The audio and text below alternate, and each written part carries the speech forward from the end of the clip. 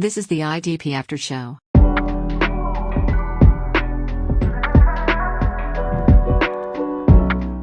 Hello and welcome to the IDP After Show with me, your host, Jase Abbey. It's that time of week again where we bring to you the IDP preview episode of the slate of games ahead. Every week I am joined by the best and brightest minds in IDP as we analyze and present to you the defensive players we think have some of the best and worst weekly matchups. Now, speaking of great minds, I'm very happy to welcome Justin Varnes, aka Down with IDP, to help me delve into what Week 4 has to offer. Justin, a very warm welcome. How are things with you? Jace, things are great, man. I really appreciate you having me come on. Looking forward to chopping it up, talking some ball with you. It's been a fun show for me to watch as a spectator, so I'm glad I'm getting a little bit of seat time with you. Looking forward to it. Oh, yeah, you and me both. And appreciate the kind words. Now, as always, there's going to be a bunch of intriguing storylines to look forward to each week. And Week 4's no exception. Two things stand out to me in particular. Firstly, a hat tip really to the Steelers defense. They've allowed only 26 points through 3 games, which is the fewest in the league so far. And this week, they face a Colts offense led by Anthony Richardson, who leads the league in interceptions. I think, Justin, it's fair to question whether that Steelers defense has been truly tested versus, any high-powered offenses so far. They faced like a rookie quarterback. They faced the Chargers last week. Herbert was pretty banged up as well and left the game. But I do think this Steelers defense is legit, and I think they might have their way with the Colts this weekend. What do you think on that one? Yeah, I mean, it would be one thing if they were facing, the Ravens or the 49ers or something. But considering that the Colts themselves are not only an offense that doesn't play a ton of snaps. I mean, we're going to talk about it later, but the Colts defense leads the galaxy in snaps, right? So their offense isn't really a high producer to begin with. So because it's like a mediocre-ish offense to begin with, the Steelers are leading the league in fewest yards per game in defense. I mean, they're number one. That they're giving up 229 yards a game.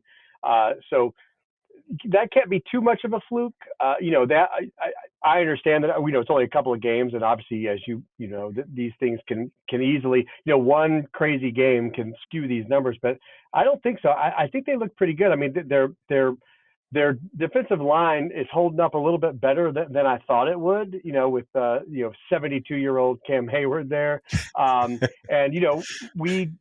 We've talked a lot about Patrick. All of us kind of IDP pundits have talked a lot about what the hell is happening with Patrick Queen. But the first game was rough. The second and third games, he actually played okay. He's still not putting up a ton of tackles, but that doesn't mean he's not doing a decent job for the defense.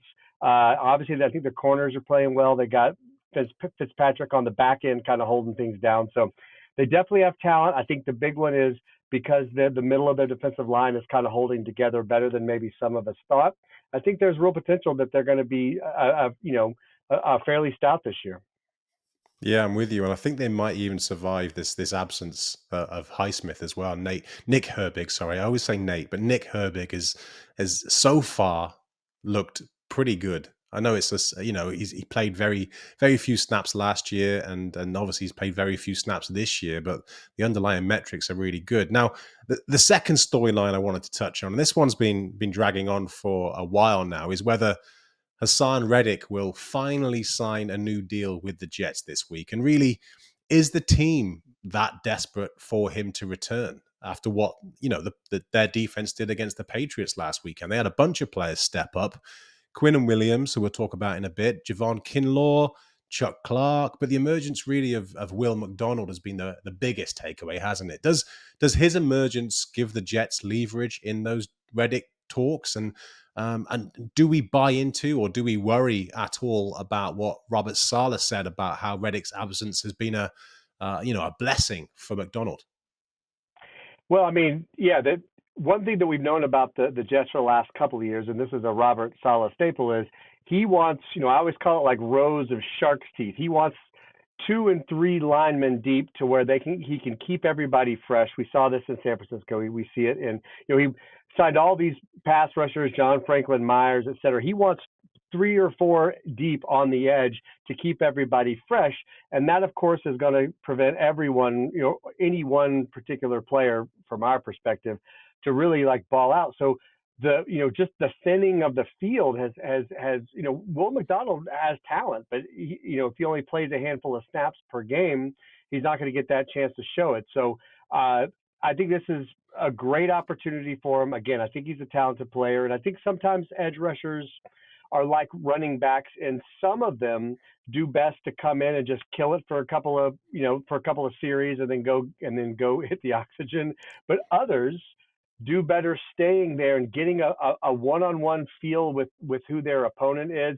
And then they start to build up a little bit of the lather and they start hitting more home runs. And I don't know enough about McDonald's trace to know whether he is that, but so far it's at least looking like that. And sure, I mean, how does having a pass rusher kind of emerge here, basically say to not only the Jets, the whole team and the defense and all that, but also to Reddick, like, we might not need you. So maybe your price is getting driven down every week that McDonald shows up. That said, you got to imagine that Reddick on the other side of McDonald would make a hell of a combination. And as we know, it helps infinitely to have somebody on each side.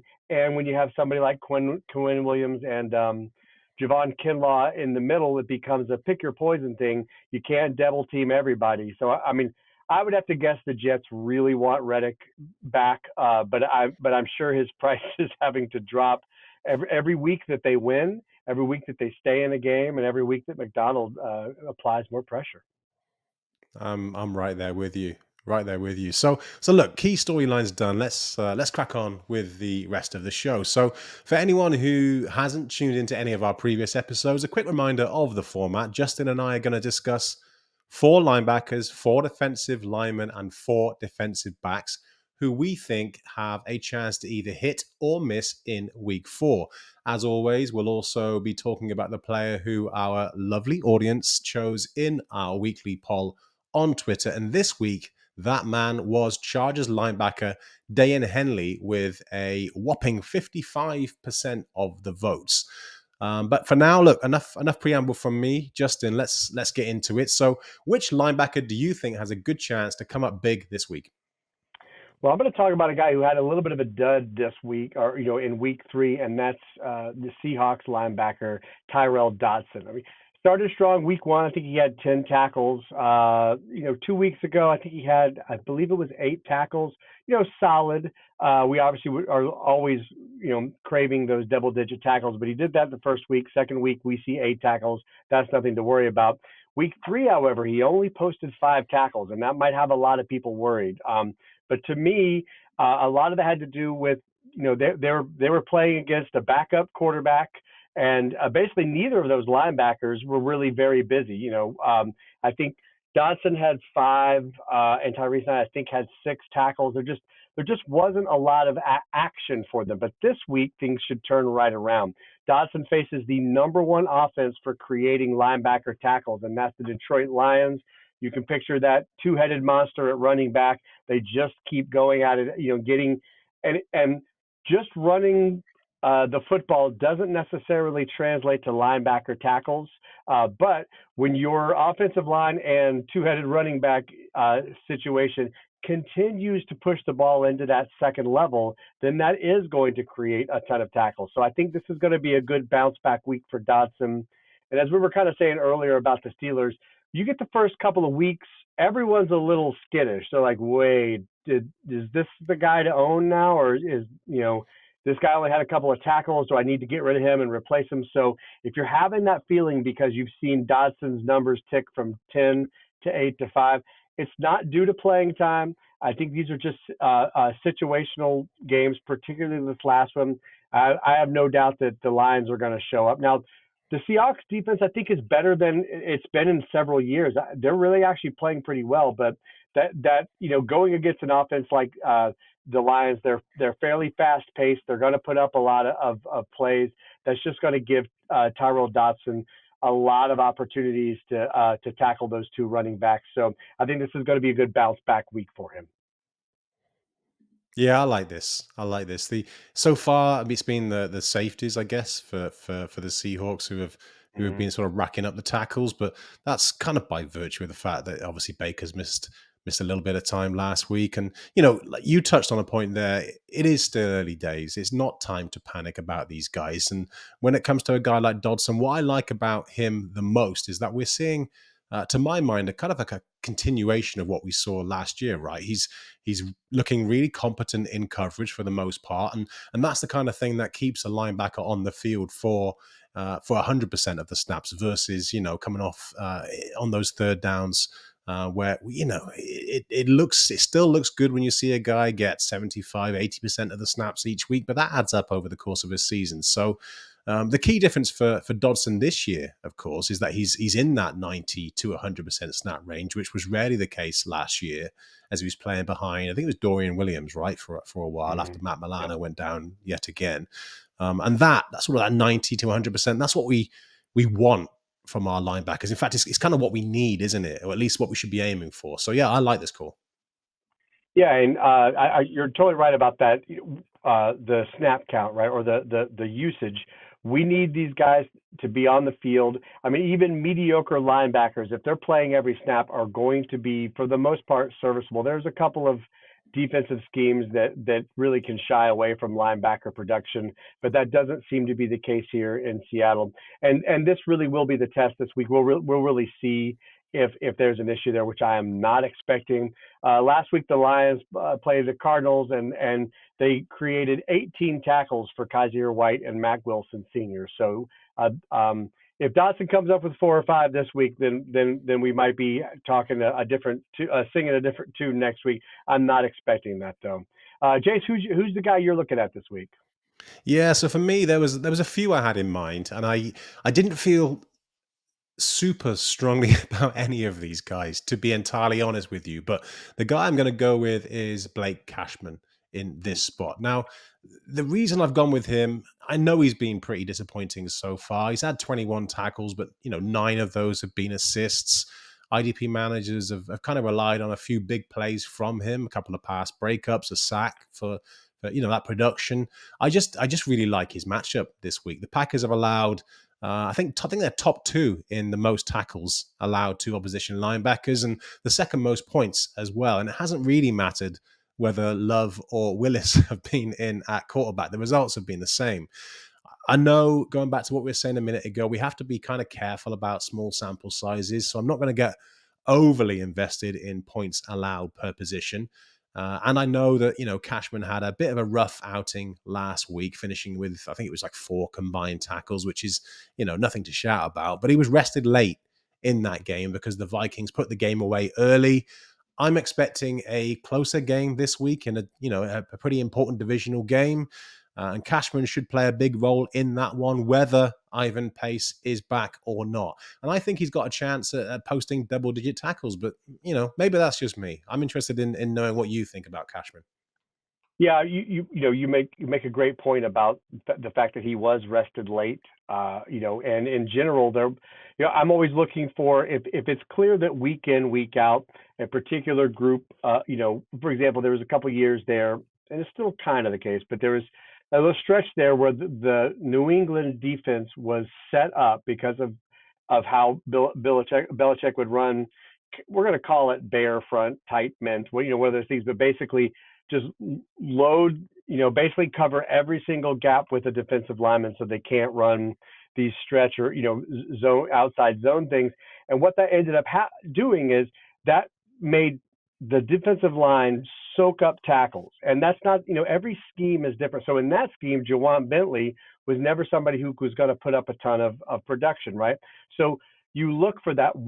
If Blake Cashman's not getting the tackles, where are they going? Now, they obviously have 3 great safeties there in Bynum, Harrison Smith, and Metellus, right? But linebackers are getting tackles. This Brian Flores scheme does allow for that.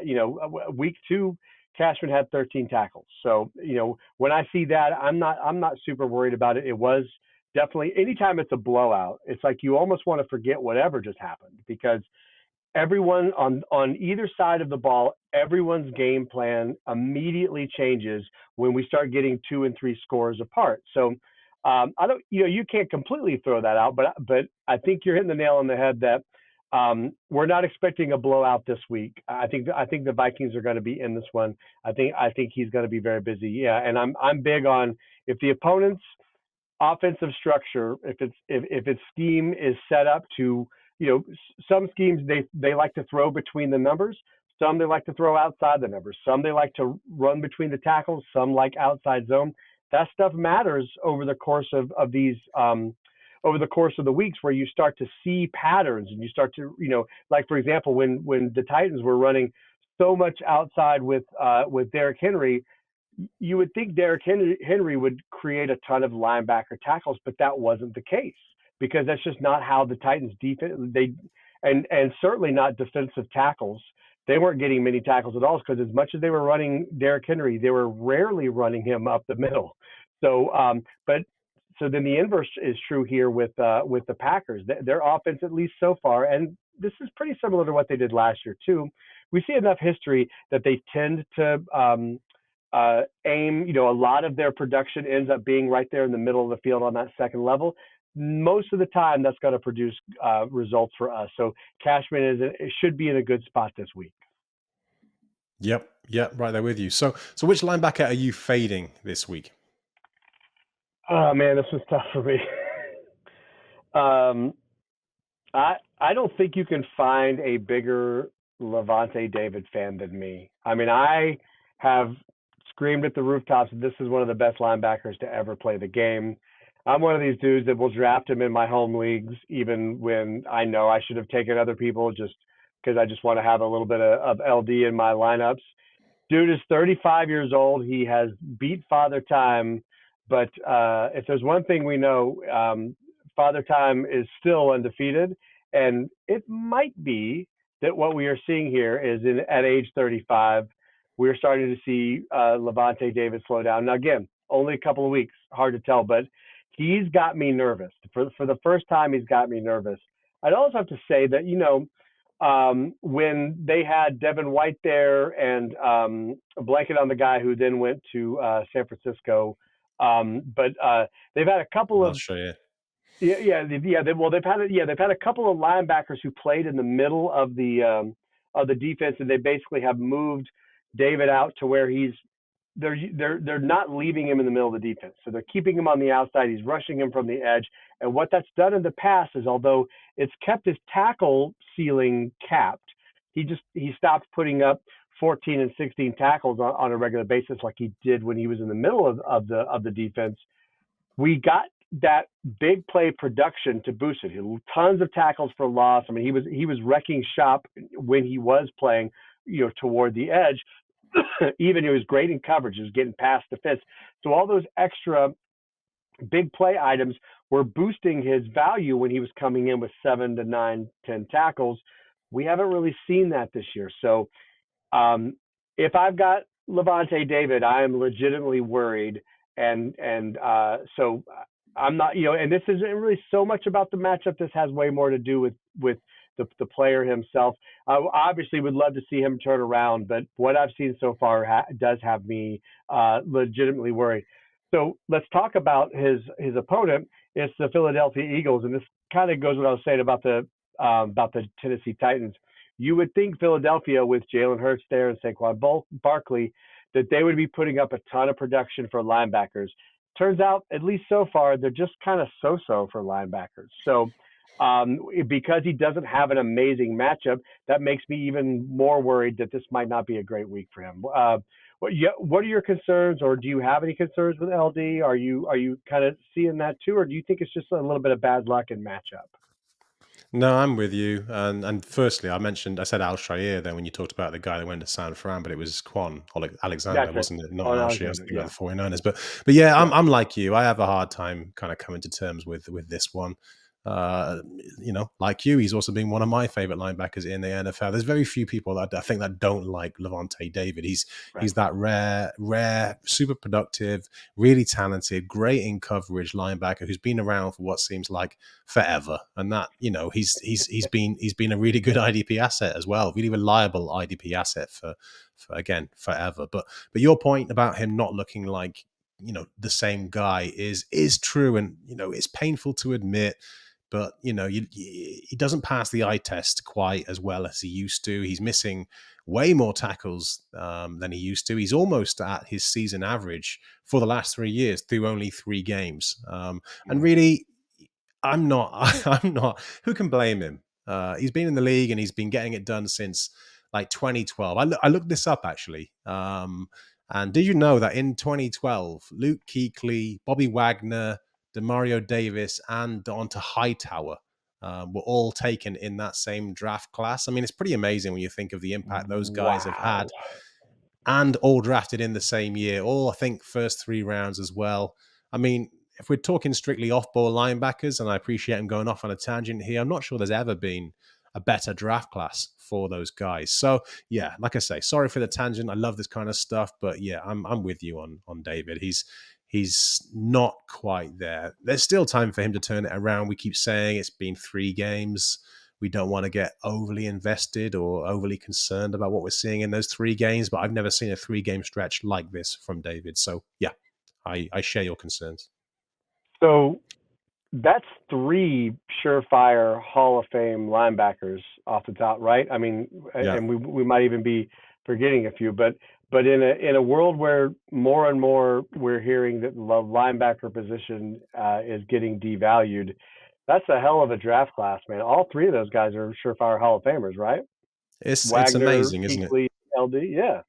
I had to double check what I was looking at, but yeah, Wagner, Kuechly, Hightower was really good in a different way, I suppose, than some of those other guys. But Demario Davis, he's about 100 years old, and he's still kind of getting it done. Tackle efficiency is terrible and has been for years, but as a blitzing linebacker, he's as good as any. So yeah, so on to my dislike at linebacker for week 4. I was going to chat about Oluokun here, but I had Devin Lloyd in this same spot last week, and I didn't want to just rehash the same arguments for Foyer this time around. I also thought about Trenton Simpson, who saw a much smaller role last weekend than he had the week prior, but I've talked about him plenty quite lately as well. So I eventually settled on Micah McFadden. And this might seem a bit of an odd nomination, Justin, because he's been super productive since returning from injury in, I think it was week 2. But a lot of his production is coming from big plays. He's had 2 sacks or a sack in each of the last 2 weeks. And we know in most scoring formats, unless you're in those big play leagues, sack production isn't necessarily what we're chasing because it's not reliable for those off-ball linebackers. Devin White is always the guy I think about when I think about chasing sacks at off-ball linebacker, blitzes loads. Demario Davis is probably one of the very few exceptions, but for the vast majority, for almost every other linebacker, it's not really what we want. Now, McFadden does have a really nice tackle rate so far, 16%, and that may be a product of Shane Bowen's scheme because Jack Gibbons had a really good tackle efficiency last year with Bowen at the Titans, but I think it's likely that tackle efficiency will drop off a bit, and I'm not encouraged by the fact that McFadden's kind of playing sub 80% snaps every week. And I talked about it earlier on. That doesn't sound like a huge difference from 100%, but over the course of a season, that's going to add up. And we kind of saw McFadden play second fiddle all of last year as well to Akereke. So yeah, unless something happens to Akereke, I'm not starting McFadden unless I'm playing in formats where I've got to start like 3 linebackers and he's going to be my third. And maybe I'm pretty thin at the position. If the matchup's amazing, then I could make an exception. But the Cowboys have been a pretty middle-of-the-road option for opposition linebackers this year. So, yeah, that's kind of where I stand on him. What say you, Justin?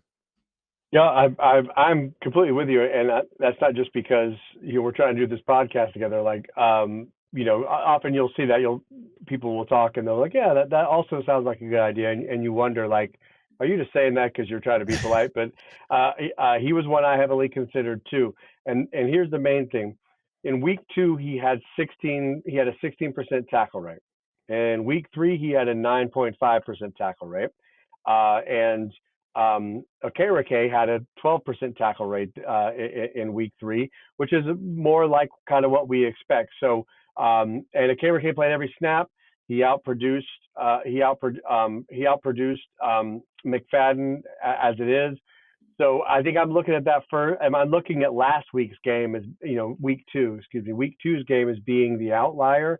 I think it's really hard for a linebacker to produce, let's say, 8 to 12 tackles a week, playing 70 to 80% of the snaps. And yeah, I mean, you might not have that luxury if you play in 3 and 4 linebacker leagues where you could have nothing but every down linebackers.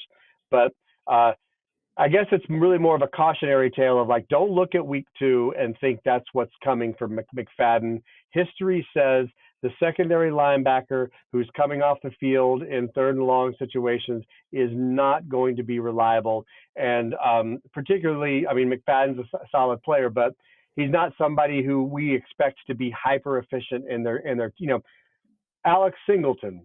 I still don't know how he does it, but I swear to God, if you played Alex Singleton for 30 snaps, he'd have 8 tackles. I don't know how he's done it. When he was with the Eagles, they'd play him like 60%, and he'd keep putting up 10 tackles a week. It's crazy, right? But I don't think McFadden has it. I don't think he has that hyper efficient tackle efficiency in him, particularly when he really has only done it for 1 game so far. So that's a lot of investment to throw him into your week 4 lineups. Again, like you said, given the matchup. If he was going against Detroit, look at Mack Wilson. Mack Wilson put up, I think, 8 tackles against Detroit. He's the secondary linebacker. So he's in a favorable situation. A lot of stuff is going to spill over to him. I don't see that being the case this week. Yep. We're in lockstep so far. I'm sure we'll get to a point where we have a disagreement about a player in a bit. And yeah, absolutely. If you disagree, then just say so. I love it when we have a difference of opinion, and often it makes me kind of revisit my evaluation and maybe have a second look. So look, let's move on to the defensive line. Who do you want to talk up this week? Well, this is going to sound weird because you would think you wouldn't have to talk this guy up, but I guess what I'm kind of trying to do is talk people down from the ledge. So I want to talk about Myles Garrett again, which somebody wouldn't think we'd have to prop up, but we've heard about his foot issues. He's got pain in both feet, and he left the game for a couple of snaps. And we look at his production, and I know he didn't have any sacks. I think he had 1 tackle. I mean, it was a pretty weak game for him. So you hear about his foot injuries. He came out of the game. He didn't produce well. He went to have an MRI on his feet. And particularly if you're one of those people in shallow leagues, let's say you start 1 defensive lineman and you've got Myles Garrett, and then you're like, am I about to kick this guy to the curb? Here's what I want to point out. Myles Garrett played most of his snaps against Andrew Thomas. And if you can't picture Andrew Thomas in your head, what I want you to do is I want you to close your eyes and I want you to picture a red brick wall. Okay? That's Andrew Thomas. This dude gives up about 2 to 4 sacks a year. He gives up 1 to 2 pressures a game. 1 to 2 pressures a game. That's insane. This, other than Trent Williams, I think he's my top left tackle. It's insane. And some defenses, like Dallas, they'll put Micah Parsons in all of these places to make sure he doesn't spend the whole game going up against an Andrew Thomas or a Trent Williams. Very smart. But that's not really the case. They'll just leave Myles Garrett over there. So Garrett went against Andrew Thomas, and here's the thing: he posted 8 pressures. This guy gives up 1 to 2 a game, and he gave up 8 to Myles Garrett. Myles Garrett almost had multiple sacks. You talked about the eye test, which we'll talk about probably a couple more times. He still looked explosive. Obviously, he's got some foot issues, but they really haven't slowed him down. That MRI that he went and took, it came back clean, so there's no structural damage. So they're planning on resting him. I cannot sit Myles Garrett. If he's making Andrew Thomas look bad, that just tells me he's playing at a really high level. And we know that converting pressures into sacks there are so many variables that it really can just be lucky or unlucky. You can have 3 sacks on 4 pressures. You can have 0 sacks on 9 pressures. That junk happens all the time.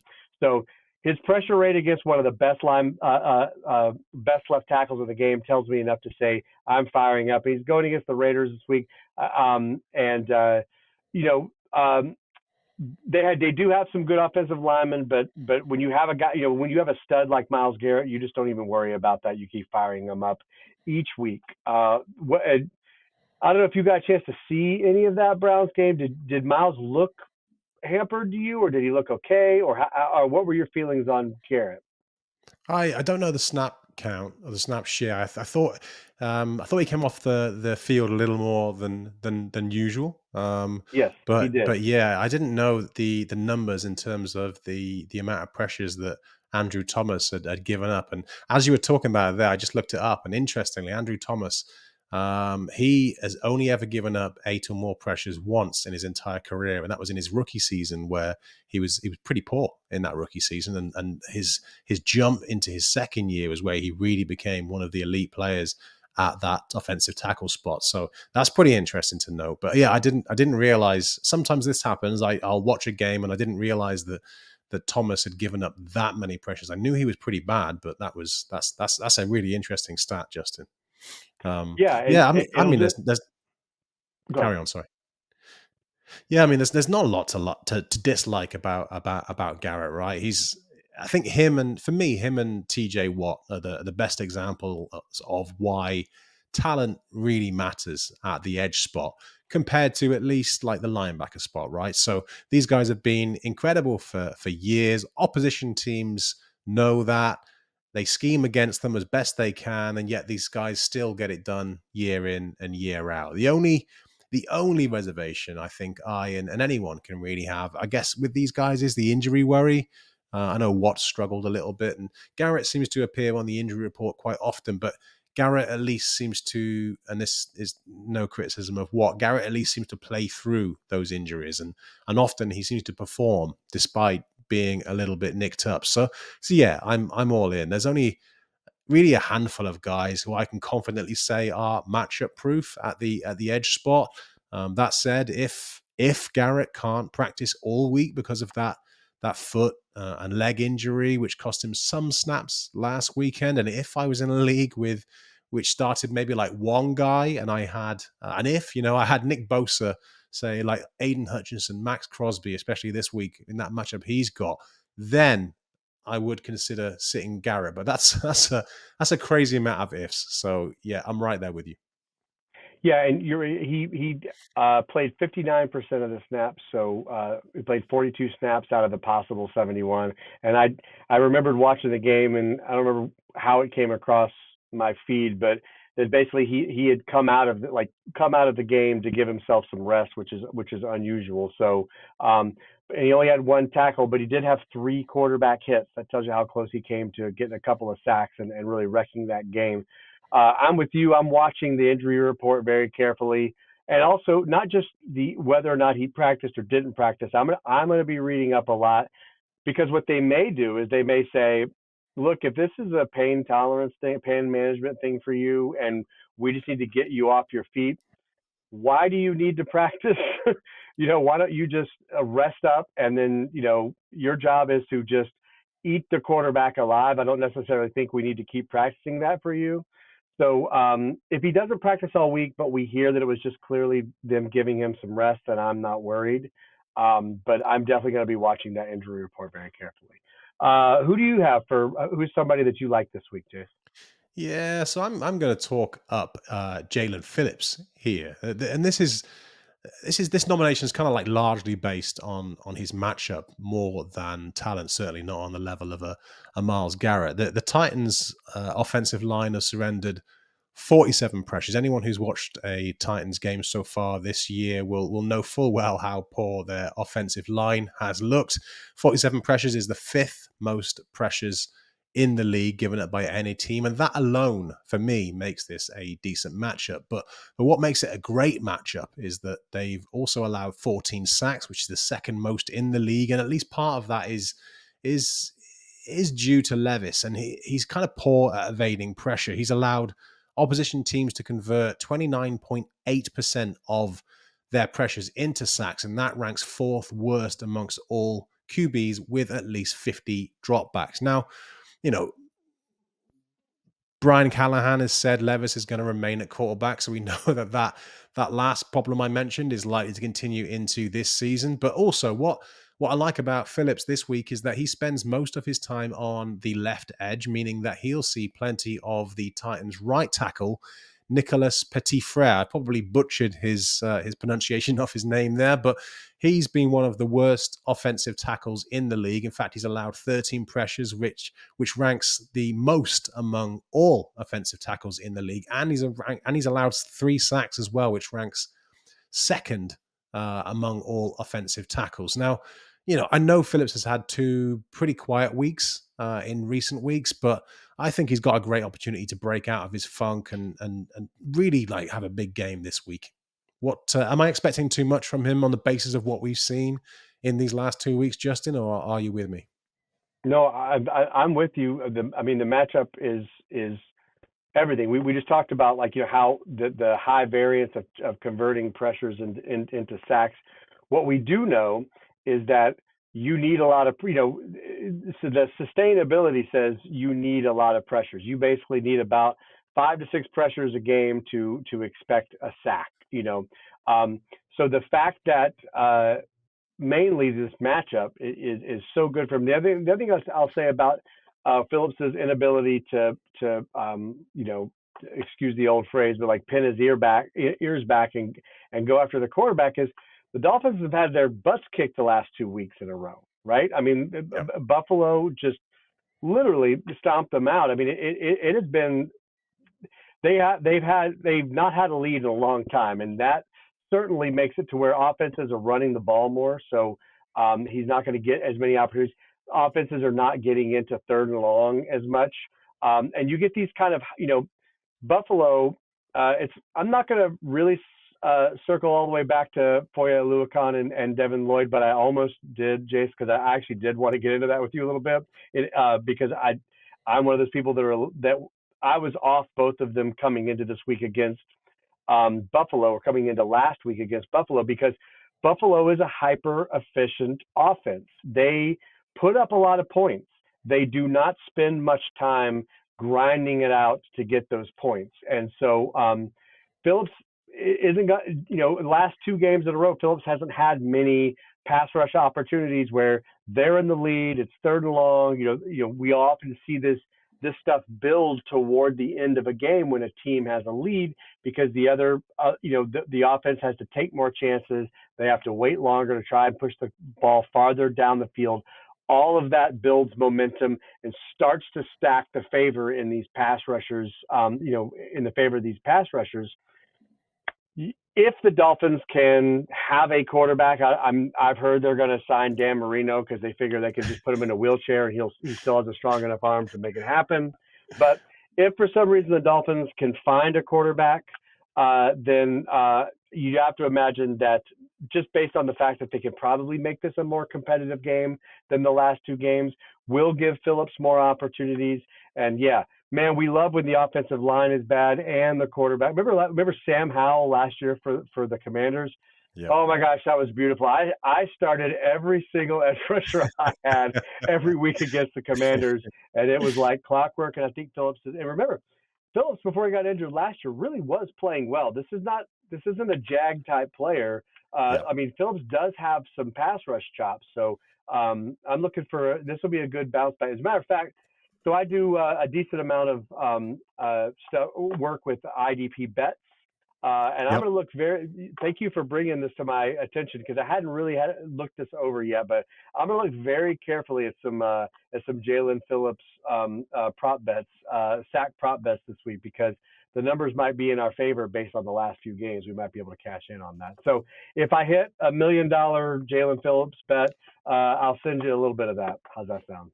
Hey, if you've got enough money to put down something that wins you $1 million back, then you're doing well, and I will gladly take a slice of that pie. You're right.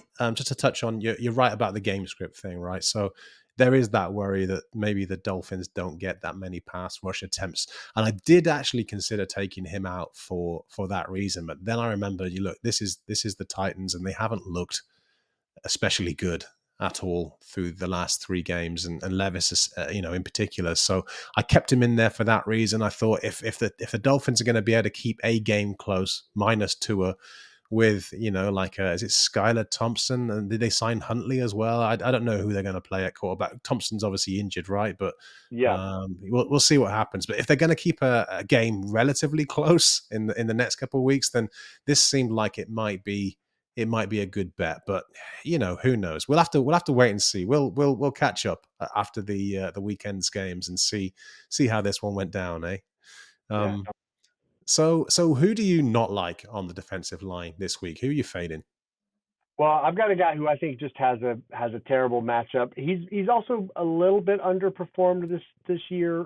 Last week he did have a good game, and that's Jets defensive tackle Quinnen Williams, another guy who I love. I mean, I'm trying to, and Jase, you're doing the same thing. Like, and that's why I like the Phillips one. This doesn't really do any of you listeners out there any good if we pick players that you were already planning on starting or already planning on fading. So we do need to challenge some of the conventional thinking heading into week 4 to make this be of value. So not a lot of people were probably planning on Jaelan Phillips before they listened to this. You might have been worried about playing Myles Garrett before this. That's kind of what we're shooting for here. So taking an elite athlete like Quinnen Williams and fading me a little bit is mainly just based on the matchup. Denver has been one of the weakest opponents for creating defensive line tackles, particularly this kind of like up the gut tackles where we get a lot of tackles from our defensive, anyone playing from the 0 to the 3 gap, if you will. Also, the Jets are bottom half of the league in snaps played and in creating tackles. So Denver, alone is going to, not necessarily be a great offense for the defense, but what the Jets defense not playing a ton of snaps on their own is not just because of their opponent. It's actually a good deal because of Aaron Rodgers. I said this on a podcast a couple of days ago. Aaron Rodgers has never met a play clock that he doesn't want to see hit 0-1. This dude wants every second he can to make all the possible calculations in his mind. So what does that mean? That means the Green Bay Packers offense routinely would be, close to last in pace, in seconds per play. And the Jets so far haven't been that bad, but it's been pretty bad. So that's just going to keep some of these Jets defenders from having these games where they're playing 70 or maybe 80 snaps. I think that's highly unlikely this week. I mean, are you going to get 2 or 3 tackles from Quinnen Williams? I think that's a fair assessment. Is this going to be a blow-up game for him where he's going to get 5, 6, 7 tackles, which he is capable of? I just think the cards are stacked against him this week. Yeah, I mean, I don't know if I dislike Quinnen's matchup quite as much as you do, quite on the same level as you do. The Broncos have allowed a ton of pressure so far this season, and but to argue with myself on that point, what I'm surprised about is how few of those pressures have resulted in sacks, and some of that credit goes to Bo Nix. Maybe some of it is just pure luck. Again, small sample sizes. But, when it comes to Quinnen Williams, I know he spends a little bit of time on the edge as well, over the tackle and even outside the tackle sometimes. But, the Broncos' worst offensive lineman this year, surprisingly, in terms of like pressures allowed, has been Garrett Bowles, who is arguably their best defensive lineman, right? So Right. it's still hard for me to bet against someone with with Williams' talent, especially if you're in a DT required league. But if you're in sleepers, and know probably the vast majority of our audience are, where those DTs are thrown in with those edge guys, then yes, I'm with you on that one, Justin, in the sense that maybe this isn't the week for him. But there's a small part of me that's looking at what the Jets did last week, trying not to get carried away on what they've done in just one game, and thinking, what if they bring that same level of intensity to that game against the Broncos? Will Nick survive? Will he be able to evade pressure as well as he's done through the first 3 games, especially if that offensive line is allowing as much pressure as they have so far through those last 3 games? So I'm kind of reserving judgment. Agree with you in some ways, disagree with you in others, I guess. Yeah, and to be clear, I don't think he's incapable of getting a sack or two. So in big play leagues, most of what I was referring to was his opportunity to raise his tackle floor. So yeah, I do totally agree that he has, he definitely has sack upside. So in big play leagues, I'm not worried about Quinnen Williams. I just think his opportunities for to keep we have this issue with defensive linemen all the time. We just saw it with Myles Garrett, right? Myles Garrett had 3 QB hits, 8 pressures, but his tackle floor was incredibly low. He only had 1 tackle, right? He only played 47 snaps or 41 snaps, something like that. Mm-hmm. So he doesn't have the opportunity to raise that tackle floor from a 0 to 1 into the 3, 4, 5, 6 range, which is something that Quinnen Williams can certainly do. So yeah, that is a point of clarity. If you're in big play leagues, I'm not worried about Quinnen Williams. If you're in balanced or tackle heavy leagues, I'll just say this. Don't be surprised if he ends up with only 2 or 3 tackles. It's looking like that will be the case, which of course, you know how this works, right? He's going to have 11 tackles this week. So he's going to have 11 tackles and somehow no sacks. That's just how all of this fantasy football thing works. Just to spite you, he's listening. He's listening to this show because he's got nothing better to do with his time, right? That's right. And he's going to go out tomorrow and have the game of his life. He's going to rack up 20 tackles and at least 3 sacks. So, I see your point, and I'm with you. So I think Greg Rousseau has a chance to disappoint in week 4. And I like him as a player. I talked him up just a few weeks ago after noting, that he was seeing an increased role. But despite his quiet few weeks since, this is not about what he's done in those few weeks. This is purely again a matchup based nomination. And I do this more so with these defensive linemen than I do with any other position that we talk about here. The Bills play the Ravens this week, and so far this year, Lamar Jackson has been masterful at evading pressure. He's been sacked only 3 times this season, and that's really due to 2 reasons. The Ravens have allowed only 24 pressures, which is the 8th fewest in the league, and Jackson has allowed the opposition to convert only 12.5% of those pressures into sacks. And clearly, he's pretty good with his legs. Not sure if anyone's heard, but breaking news. So yeah, there's that. So also, Rousseau does spend time on the left and right side of this line. When he's on that right edge, he's going to really have his hands full. Ronnie Stanley is playing at an incredibly high level. He's conceded only 4 pressures and 0 sacks through 3 games. And I think, I do think Rousseau's going to have a good season, but I just don't think he's going to have a massive impact in this one. So, yeah. Justin, where are you at with Rousseau this week? Well, I do want to talk about him long term, this season, because I like what you said about his increased opportunity. That's one thing I think I noticed coming. So earlier we talked about those like defensive lines that are like rows of shark's teeth, right? There's just nobody's playing more than 40% of the snaps on the edge, and that's not because nobody's good enough to, because they want to keep these guys fresh, and that has been the Bills' MO for years. They want 3 or 4 guys off of the edge, just constantly rotating. Everybody keeps their fresh legs, which has worked out great for the Bills and terribly for IDP managers who wanted to get some of that pass rush love. But they've lost a lot of players, right? So when they thinned out on the edges, and obviously they're not going to play Von Miller that much, they're going to save him It's like this, when Dwight Freeney was getting up in age there, they wanted, they wanted you to save him for those crucial third and longs, where it really mattered. He'd have fresh legs and go in there and try and kill it, right?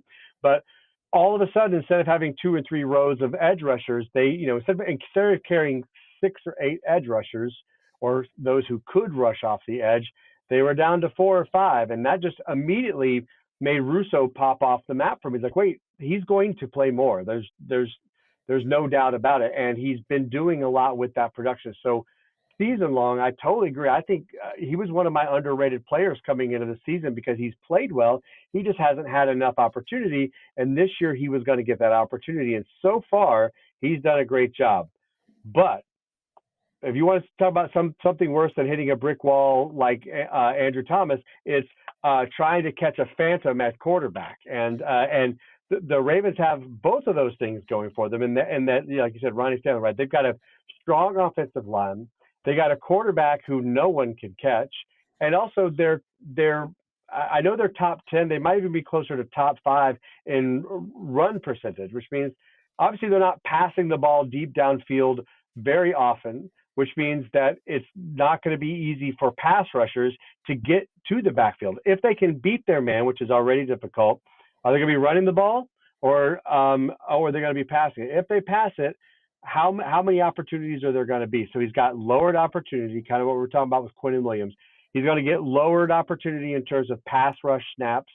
He's going up against a strong offensive line, and he's going up against a quarterback who knows how to not get sacked. So I agree. Long term, like if Rousseau has a bad game this week, just shake it off and fire him back up next week. I really like his prospects for the season. This is a bad week for him. Yeah, with you. And it's always difficult with these defensive linemen, right? Because they need just one really good play or one very lucky play where perhaps they're unblocked, or the offensive lineman who's supposed to be blocking them has a completely whiffs on the play for us to then look silly with these nominations. But it's about playing those averages, the Ronnie Stanley, the Lamar Jackson, like you said, they've got the opportunity to control the clock. Derrick Henry's catching fire. Yeah, it just doesn't look like his week for me. But I said something similar, I think, about Von Miller in week 1, and look what he's done since. So anyone that owns Von Miller in IDP, you're very welcome. It's thanks to me that he's completely gone off and sort of been drinking from that fountain of youth and been looking like the player that he was sort of 7-8 years ago. But it doesn't seem like the week for Rousseau for me. So let's talk DBs, Justin. Who's getting you excited at the DB position this week?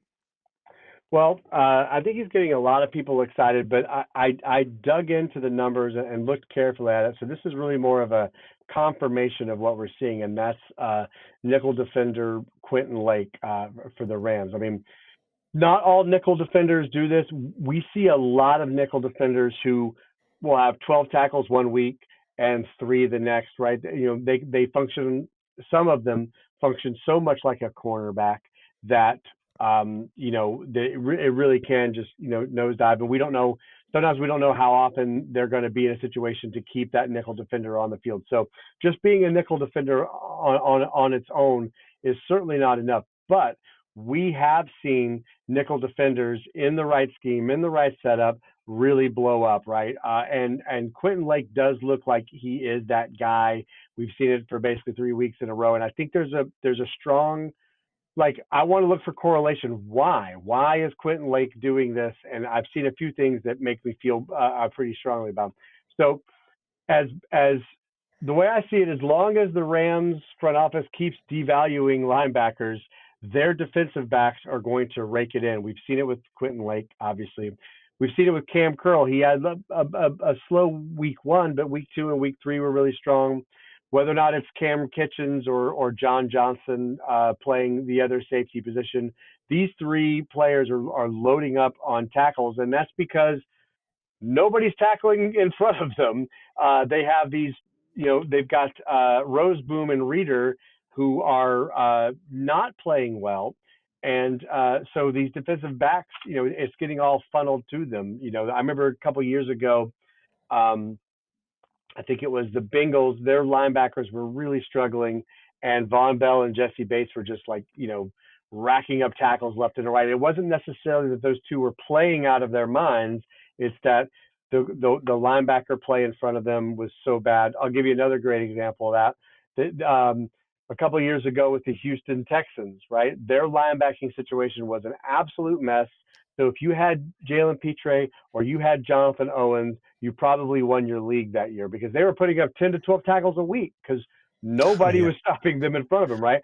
So look at what the Rams have done. The Rams have given up the most yards per game through 3 weeks, and that's because their linebackers are not getting it done, and that's just leaking tackles to defensive backs. So just that alone, and I don't see that kind of showing up. By the way, do you know who has had great yards per game for defense is the Tennessee Titans, where I don't know, Ernest Jones just got traded to. So maybe the front office will switch that up. But for now, if you're a Quentin Lake owner, that's the last thing you want is for them to sign a decent linebacker.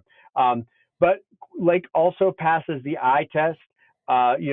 If you watch those games, you've seen Quentin Lake always around the ball. I think he's number 37. You'll see jersey number 37 always around the ball. Either he's making that tackle or he's shooting in and almost making it, and that's what you want to see.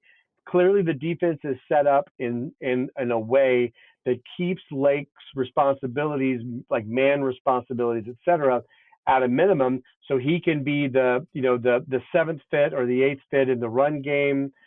He can be the robber if they need him. I think the way they're using him, his talent, and the players around him all add up to Quentin Lake being somebody I think we can trust from here on out. Yeah, right there with you. I need to give a hat tip to two people on this one. Actually, I think it was Bobby, IDP Bob at the IDP show, who was talking up Lake, or was it Jake? I can't remember.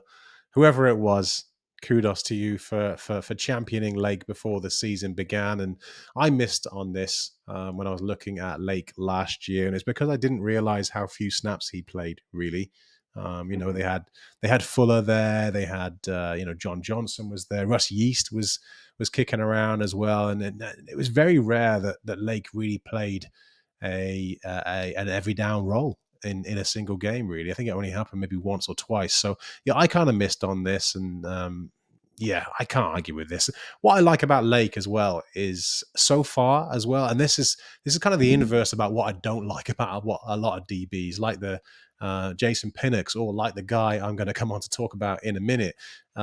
It's the fact that that with Lake, certainly he's getting it done with tackles alone right now. It's not those big plays, those fluky big plays, right spot, right time things that are boosting his value. He's getting it done with a solid weekly floor every week. And for the vast majority of leagues out there, that's more than enough. But those big plays, we know they'll come. Every DB gets them unless they're extremely unlucky. But certainly where they play as much of a role as he's playing, those will come too, and those will even out over the course of the season. You'll always get those few outliers that tend to, come down with more big plays than others. But for the most part, we know that these guys will be pretty even over the course of the season in terms of, at least interceptions anyway. Maybe even like pass breakups, forced fumbles, that sort of thing. So yeah, I like the fact that Lake is getting it done with tackle volume. That's more reliable than those big plays. And I know those big plays are yet to come. So yeah, I like this a lot. Speaking of like a lot, who's the DB you're championing this week? Yeah, so this goes completely against what I just talked about in terms of avoiding those guys who are getting it done via big plays, and this is, and I'll explain why. But it's Tyrann Mathieu, and he gets the nod for me in week 4. I don't like to, as I just said, rely on big play production, but Mathieu and the Saints go up against the Falcons in week 4, and so far the Falcons have been one of the better matchups for opposition safeties in terms of tackle production, and when you combine that with the how impactful Matthew's been this year, I'm willing to take a punt on him, even if solid tackle production isn't something that we can usually rely on from him. But what kind of swayed me, I had a couple of guys in mind at this spot as well to lean towards Mathieu as well, is that he's being used in the box a little more than he was last year, which gives me some confidence. Maybe that's a bit of a stretch. Optimism, perhaps, that he can return to the sort of the 75 plus tackler that we saw the year before last. So that gives me, as I say, some optimism that his floor can be raised a little bit from that which it was last year, and maybe those big plays can continue. I'm not banking on it this week. I chose him because it's the Falcons more than anything else. Let's see what happens. It's a crapshoot with DBs, isn't it? Yeah, always. And particularly with as many teams that are playing, too high sets, gone are the days of, okay, well, this is the strong safety, so they're going to spend, 70% of their time in the box. We still have a few of those floating around, but they're certainly few and far between. And I think Mathieu looks really good this year. It might be just another year in the Saints defensive scheme, and he's his play speed has picked up, which has been noticeable to me, and a veteran presence. So he's I think that also helps. A lot of this for safeties, a lot of can be just veteran presence, somebody who is as smart as the quarterback and can see things coming, jump routes, etc. Xavier McKinney has been somebody who I was off of McKinney this year because I assumed he would not be playing as much around the line of scrimmage as he did last year with the Giants, and that has been the case. He's definitely been more of a split safety, but I think he's got an interception in every game. So if he's more in the 4 to 6 tackle range, you're probably still doing okay because he's been able to produce like that. So I like this one. Mathieu's a guy. I just think it took him a minute to get settled in New Orleans, and every offseason these defensive coordinators are looking at their talent and trying to find better ways to utilize who they have. And they're drafting players, and then they're moving the chess pieces around in little ways. And sometimes we can see a player's value boost or descend based on some things that happened in the offseason with in a defensive coordinator's office that none of us saw coming. So I like Mathieu. I think he's obviously, as you were just saying, that big play production is hard to rely on. But if it's the sort of thing where he can play more box numbers and keep you into that 5 to 8 tackle range, man, he's going to be a great asset for you this year.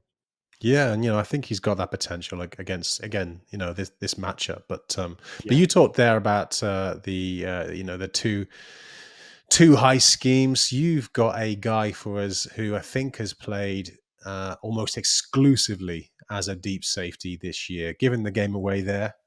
Sorry, Justin, preempting you a little bit, but who is your DB that you are looking to avoid in week 4? Another veteran safety who can really rack up big plays with the best of them, but will always have some games given how deep he plays where he has some duds. He actually had a dud in week 3, and that's the Steelers' Minkah Fitzpatrick. Love him as a player.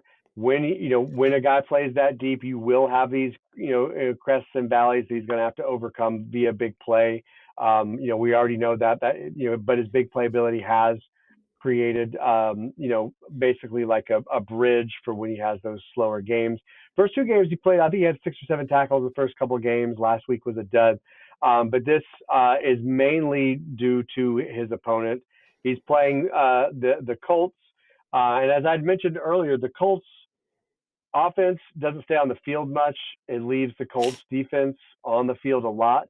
And that alone creates issues with opponents of the Colts racking up enough snaps to produce production for us. So Minkah is going up against, I think they're dead last, if not they're bottom 3 in creating tackles to defensive backs, the Colts are. So just happens to be a poor matchup.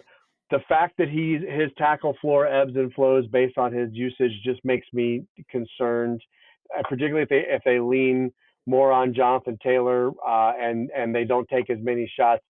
If there is some sunshine in your forecast, it's the deep shots with Alec Pierce. If they threw a couple of those together and they get and they hit them, those are most likely going to be Fitzpatrick over there trying to close that off and double team. So you're not dead in the water, but just the numbers say the opportunities will be lower this week, and that's if you're splitting hairs between Minkah Fitzpatrick and some other guys, this might be a week to try those other guys if you rely heavily on tackles, because I just don't think he's going to get the opportunities we would want him to get. Yeah, I've got very little to add here. You kind of nailed it with Minkah there. Great player. Just plays so deep so often that he's very game script dependent. Now, the devil's advocate in me, Justin, does want to kind of say, Richardson's been throwing more interceptions than any other quarterback this year. Maybe this is the week where Minkah could come down with one, but that's a dangerous game to play, I suppose. And maybe Richardson could keep care of the ball, or take care of the ball a little more than he has been to date. But this is the one of the best defenses in the NFL through the first 3 weeks. So that's being a little optimistic, I suppose. So yeah, I'm with you on Minkah. It's a fool's game to try and predict interceptions. I gave up. You mentioned that you talk about bets, IDP bets, quite a lot. I've given up trying to predict interceptions. It's just not working out for me at all. And every time, I really have spent the last few years diving deep into tackles, sacks, and interceptions. I've looked at interceptions from every way imaginable, and I am more and more convinced that the majority of it is just plain luck. Not only whether or not the quarterback is going to throw an interception at all, you can say, like, rookie quarterbacks, as always, have a tendency to throw a lot of interceptions. Aaron Rodgers, as always, has a very low tendency to throw interceptions. So, I mean, you can find those sorts of things, but what makes it almost impossible is not whether or not Anthony Richardson or Bo Nix are going to throw an interception, but who they will throw it to.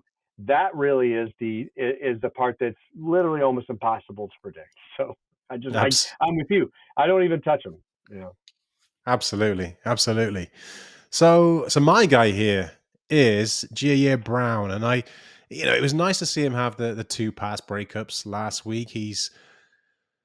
I think he's a decent player, maybe a bit too early to tell. I think he's a pretty solid player, but he's been a really poor tackle producer with only 11 combined efforts through the last 3 games, and that's not just been a problem this season. He's had 9 career games now where he's played every down, and he's only ever had 7 or more tackles twice. So yeah, like I say, I like the player. But I think there's other players on the team, specifically the linebackers and even the corners for the 49ers, and this goes back to last year as well, right, who seem to finish with more tackles in almost every game than the safeties do. And that's continued, this year under a new DC as well. So pretty simple one here. But Justin, I'm gonna guess that you're gonna agree with me on this one.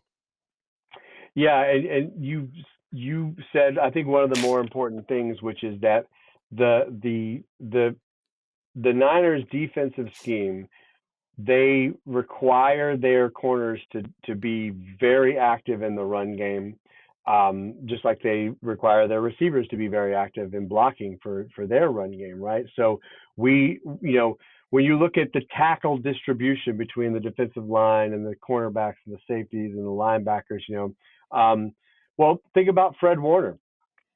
Fred Warner he might be the best, if he's not the best linebacker in the game, he's at lowest number 2, right? This guy is a monster player. You ever notice that it's rare that he has 14 to 16 tackles? And that's just partly because of that scheme, but it's more than just the scheme itself. The scheme certainly does not help these safeties and linebackers because of how active the cornerbacks can be, but also the Niners defense is so good that usually at the end of the season, you'll see the 49ers in the bottom 5 for snaps played, just because their offense stays on the field so long. Their defense is so good. So you get a lot of long, Brock Purdy marches them down the field, takes off 7 minutes off the clock. The other team comes out. The Niners defense is so good. It's a 3 and out. Then they go sit back down and, cool off and have a Gatorade and watch their team score more. So there's, the overarching theme here is opportunity. Who's got more opportunity? Who's got less opportunity? And the other thing I want to point out about what's going on with Brown is Talanoa Hufanga is back. And obviously they're both going to play, but that is yet another person who is there to help divvy up those tackles. So there's just a lot of tackle competition, and it's not just from the linebackers. The defensive line gets it done. Their cornerbacks get it done. And because they don't stay on the field that often, there's just not – you're having a smaller pie for tackles. And of that pie, the cornerbacks are taking more of that pie than you would think they would, and it affects the guys in the middle. I'm with you on this. It takes, like if they're going against the Lions or somebody like that, a really strong offense that's going to keep them on the field. I feel a little bit better about that. But across the board, he's not somebody that I'm excited about watching this week. Good stuff. Good stuff. So let's move on to talking about the player who our audience have voted on in our weekly Twitter poll. And as I mentioned at the top, the player who won this week with 55% of the votes was Chargers linebacker Daiyan Henley. So, Justin, I'm going to let you go first with this. Where do you stand on him? Well, let's look at what's happened. So before the season started, there was talk of trying to find room for Henley, for rookie Junior Colson, who was just coming off of a preseason injury, and of course veteran Denzel Perryman. So how are they going to use all three of these linebackers? Well, the first week was ugly. All of them played about 50% of the snaps, which is just gross. And so there's a big concern as to when all three of them were healthy, they split up their snaps and used them in multiple packages. Now, starting the second week, Colson gets hurt. I think he plays 15% of the snaps. And then all of a sudden, Henley and Perryman have to play more. And then, he missed week 3, so Henley and Perryman had to play more. So as long as Junior Colson is out, he's got a hamstring injury. He didn't practice at all last week, so he might not play this week. As long as Junior Colson is out, I'm happy to fire up Henley. I think his snap counts are going to be between 80 and 100%. But the second Junior Colson is back, we don't know how this – do they go right back to their week 1 setup and it's a rotation of all three? Have they seen enough of Perryman and then it becomes Junior Colson and Henley together? Or have they seen enough of Henley and they can't wait for Colson to get back to replace him? So I can't if I know that Junior Colson's coming back, I have a hard time starting Henley in a situation where I'm playing 1 to 3 linebackers, only because I would love to see another. What we have seen with all 3 linebackers is not good. We have yet to see them all 3 back. If they're all 3 back, you can't just assume that Henley's going to get 100% of the snaps based off of what they said in the preseason, what they did in the first week when everybody was healthy. But I'm not trying to be a pessimist here. I would hate for someone to fire up Henley and then he's like, wait, where is he? Oh yeah, he played 37 snaps this week and had 2 tackles. So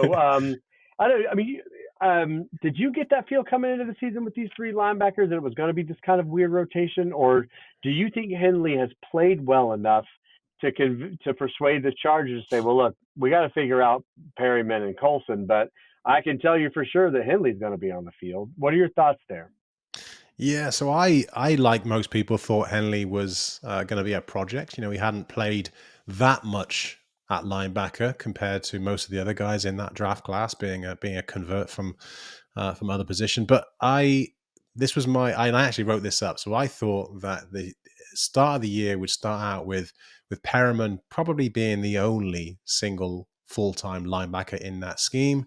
and that Henley would earn the Lions' share of the snaps as the second linebacker, but that over the course of the season, Colson would ease his way in, especially when we saw, he missed time with appendicitis, I think it was, in that valuable sort of period of time when those rookies are really trying to acclimatize. So I thought that might sort of set Colson back a little bit, but ultimately I thought what's going to happen is that maybe Henley plays well enough to relegate Perriman to that sort of second role, and that over time, at some point in this season, Colson comes along and assumes that sort of top dog spot. But that's not quite what we've seen. And obviously, when Minter came out and said he wants to keep his linebackers all fresh, started to worry about a three-way rotation. And as you said, that's what we saw in week one. Henley did lead the group in snap share, but ultimately he wasn't earning the size of a role that we'd want from a guy that was kind of startable in IDP. But then, like you say, Colson got injured again. And at that point there, what we saw was sort of Henley not extend that, but maintain that lead over Perriman. And that didn't massively surprise me because Henley played like lights out. Definite Chargers reference there to Sean Merrimer, but he played phenomenally, I think, in that second game, and that I think encouraged Minter and the Chargers to kind of keep him in that sort of busier role than Perriman going into week 3, where Henley played every down for the first time in his entire career for the Chargers, right? So entire career, we're talking about a season and 3 games. So yeah, I'm encouraged. He is ranked like top 15 if you're into PFF grades, top 15 amongst all linebackers in the NFL. But that's kind of because of that one outstanding game in week 2. The other 2 have been pretty mediocre, and there's only been 3 games. So, that one outstanding game does bump his average up. But I'm a little higher on Henley than consensus, and I'm actually quite a bit lower than Perriman in consensus. I think he's kind of been living off of that reputation that he gained in that one season where he was like super productive for the Raiders. In every other season, he's never surpassed, I think it's like 600 snaps. He's only ever had one season where he's played more than 600 snaps. That figure might be wrong. It might be something like 700. But either way, he's never been a full-time linebacker all season, with the exception of that 1 year with the Raiders. And that's not only because of the plethora of injuries that he's suffered. It's also because I think, and I'm pretty confident in saying this because I watched him every week for a long time as a Chargers fan, he's just not that good of a player. So long story short, which I know this isn't, I think what we're going to see going forward is that Perriman's role is going to diminish. He's on a 1-year contract. I think what they've seen from Henley is enough to keep him involved. Wouldn't be surprised if by the end of the season there was still a rotation in place, because that's what Minter wants. And Perriman does still offer something as a run defender, but I think it's going to be mainly Henley and Colson, with Perriman coming in third. Yeah, I think ultimately I want Henley on my bench until I have enough evidence to say, okay, cool. Now with all 3 of them back, we've seen the snap counts continue to grow in Henley's favor. We've seen the Perriman demise, or we've seen that maybe Colson can't stay healthy. He could be one of those players that that it seems to always get nicked up or whatever. So if we only have 2 linebackers, I absolutely want a piece of Henley. We just don't know what that's going to look like yet. So ideally, he sits on your bench until you know for sure. I'd rather have a week where he has 12 tackles on my bench and realize that going forward, okay, he's the guy, I'm going to plug him in. I'd rather have that than have like I said, wait, where is this guy? Oh, he played 37 snaps and you lost your, you lost your matchup, and you could have almost put anybody in that position otherwise. So absolutely. Yeah. And I'm mindful I talked about him more in a sort of a dynasty sense there. And I guess this is an IDP preview. And to that, in that sense, talking about this as a week 4 preview, exactly with you. So if Colson's out this week, I'm firing up Henley as a sort of an LB2. But the moment Colson gets back, Henley for me becomes a low end LB3, maybe even as low as a high end LB4. Depends on how many bye weeks there are. Yeah. Yeah, and it's just a matter of, it's a wait and see thing. It's just how can this work out that we only have two linebackers for the Chargers, so that this can settle itself, and then we can feel a little bit more confident about what we're doing going forward. Likely, I'm with you. I think over the course of the season, it will be Henley and Colson. I think by week 12, we're going to see Henley and Colson out there, but that doesn't help you with week 4. Keep an eye on Colson. If he's a full go by Friday, and he's definitely going to play, then I think you have to sit Henley. If Colson's not going, I'm absolutely firing up Henley, because I think you're right. Like, why wouldn't they want these younger ascending players in the middle of their defense? Perryman is not, he's not an aging Lavonte David where you'd want him out there even if he was slow, right? He's so smart, and he's so reactive, and he can see things that these younger players can't see. That's not Perryman, so I'm not sure how much of an upside it is for them to leave him out there. I do think he's a stopgap until these two players have played enough and really feel like that they can handle the defense and not get burned in coverage, or not somehow line up the defense in the wrong way. It's stuff like that linebackers are responsible for. Sometimes we just see, oh man, that guy's super fast, and his metrics are off the charts. Like, yeah, but if he can't line up the defense, and they're losing 32-3 because this guy can't keep track of who's going where, it doesn't do him any good. So that's why you have an Alex Anzalone in the middle of the Detroit Lions defense, or you have some of these veteran presences to be like, well, I can't catch anybody anymore, but I can make sure you guys are all lined up to catch them for me. Yeah, you're dead right. But speaking of 32-3, that would be an optimistic outlook, I think, for the Chargers game against the Chiefs, with Herbert potentially out, James now out, Alt is out, and potentially Slater out as well. And don't crucify me, Chargers fans. I'm one of you, but I'm also realistic. So yeah. But yeah, look, Justin, that sadly now does bring us to the end of the IDP After Show Week 4 IDP preview episode. It's been a lot of fun chopping it up with you, my man. Thanks for taking the time to hang out on today's show. Really appreciate it. My pleasure, Jase. Thanks for having me, man. Hopefully we can do this again in a couple of weeks. Good luck with all your predictions and your own fantasy teams this week. And let's check back in, even if it's just on Twitter, and see how we did. Oh, absolutely. So look, if people would like to hear more from you, and why wouldn't they? Please tell us what content you're keeping yourself busy with this season, and where we can go to find it. Well, you can always find me on Twitter at Down with IDP.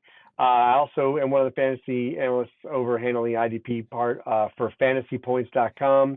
And we have an IDP podcast called the IDP Corner. Drops every Saturday morning, just a little primer right before you head into your weekly matchups. But easiest way to find me is on Twitter and hanging out with these guys here at the IDP show. Go and follow and subscribe to Justin and to our audience for today's show. Whether you're listening to this on Spotify, on Apple, or watching our beautiful faces on YouTube, we appreciate you tuning in. If you found this helpful, please remember to subscribe to our channel so you don't miss out on any future episodes of this, our guest interview feed, where you can hear from the smartest voices in IDP every single week. Best of luck with your Week 4 matchups, and we'll see you again next week for more of the same. This was the IDP After Show.